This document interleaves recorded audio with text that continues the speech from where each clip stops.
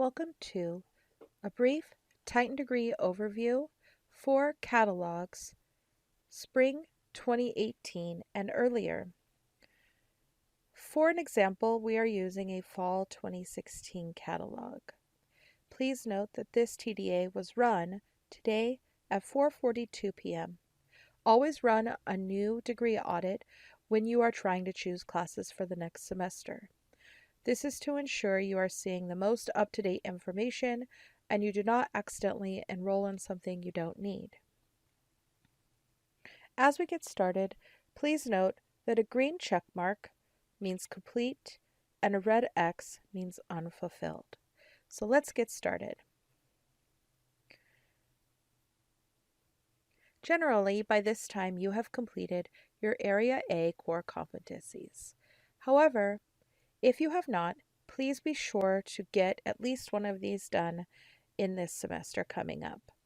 If anything, it might be your A3 critical thinking. When students ask, what classes should I take?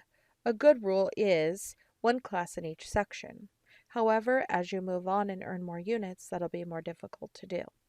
If you're like this student and you already fulfilled A, we're just going to move on.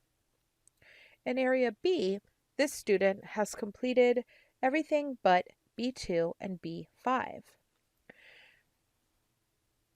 In Area B, for your catalog years, you must have 12 units minimum. That means that you can take 12 units between B1 and B5. However, if you finished 12 units between B1 and B4, your B5 will be waived.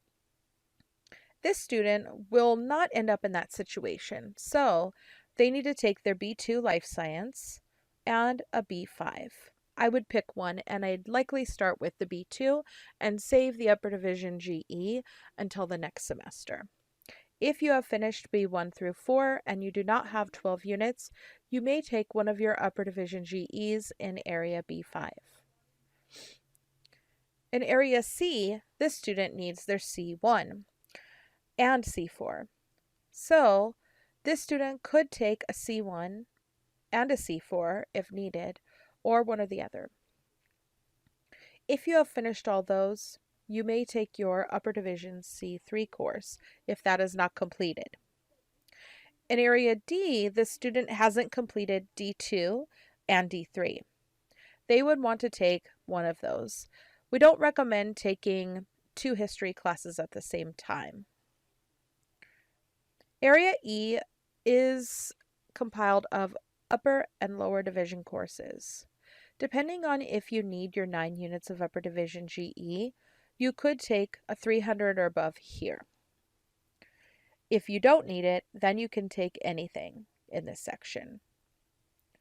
And if you have now fulfilled your Area Z, there are classes in your Area C upper division, Area D upper division, and Area E that overlap with C. This student has actually earned their 9 units of GE residence upper division, so they don't have to necessarily take upper division in places where there's other options.